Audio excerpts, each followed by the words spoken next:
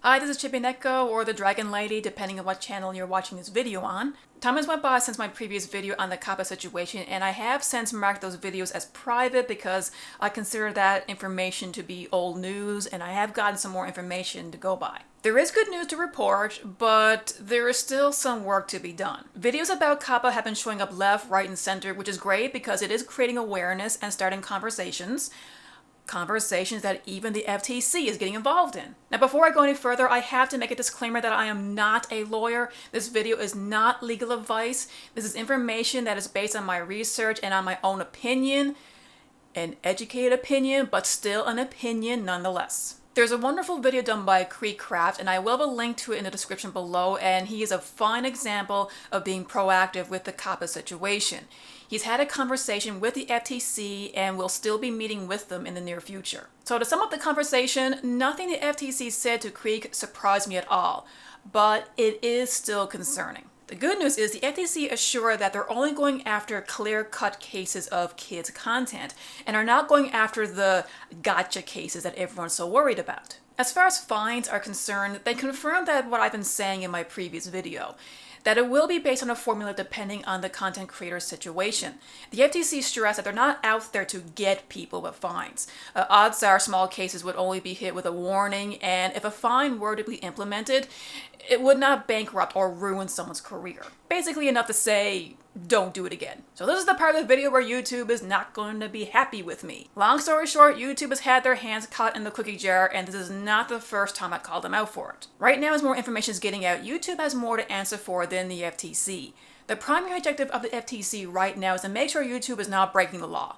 That's it. The problem is the FTC is not keeping pace with the changing technology. They said on the phone that they have no knowledge on how YouTube works as a website. I know, big surprise, right? But this is bad because it also means that they did not know how YouTube is going about with their COPPA compliance. YouTube is only giving content creators two options: for kids or not for kids. There is no general audience option, which under the law would make family-friendly content exempt from COPPA. The FTC stressed that while they cannot tell YouTube what to do with their business, they did say a general audience option can be added if YouTube so chooses. But YouTube is not doing that.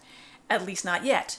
My guess on this is YouTube just wants to wipe their hands clean of the situation and pass the liability on to its content creators. So maybe they're just using the FTC's lack of knowledge of the system to their advantage, saying that if the content creator chooses the wrong option, they are free from any wrongdoing. I'm not saying this is true, but so far, YouTube hasn't really done anything to convince me otherwise. I'm a very jaded person when it comes to corporations, and with all the experiences I've had with this platform, I think I have every right to be. Now, this is the core problem I have with COPPA, and I don't think it's being talked about enough, and we really need concrete answers for. The FTC said that they find a video that's incorrectly labeled, they will send you a subpoena. And basically, that would ask you to submit your demographics. The problem here is that we as content creators are not operators. We don't collect data, nor do we have the means to do so.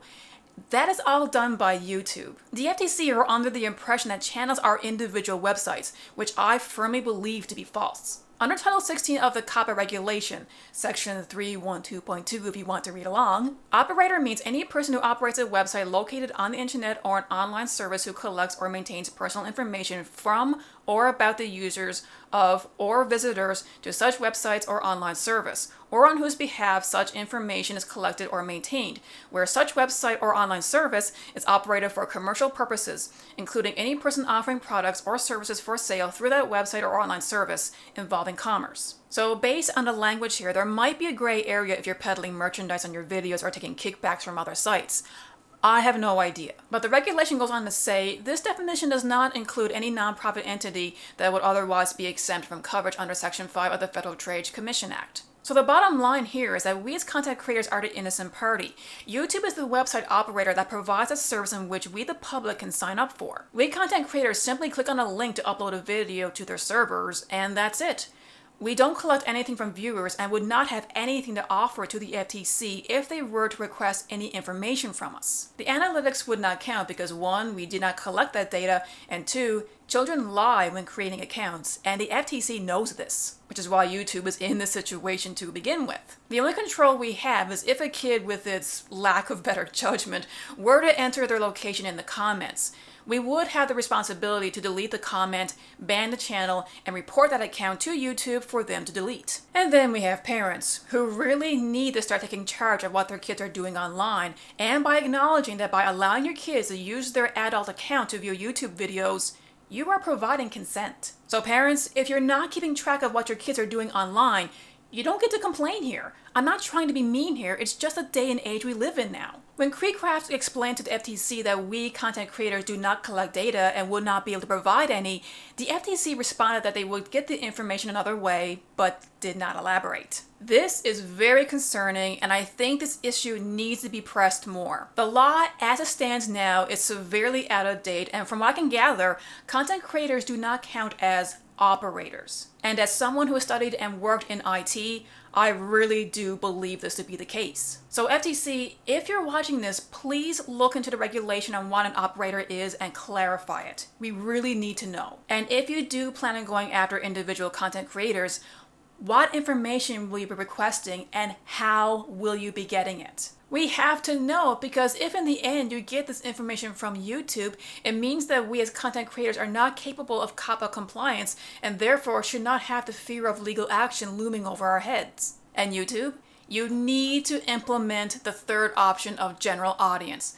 The law says you can, the FTC says you can, and in the long run, it will offer you more protection than you think. Because at the end of the day, I'm pretty sure the FTC can still go after someone if a general audience video is incorrectly labeled. Anyway, that's all I have to say on this matter. I'll have links in the description below on everything I talked about. There is still time to sign a petition and leave a comment to the FTC, and remember, be civil. So all of you, have a wonderful day.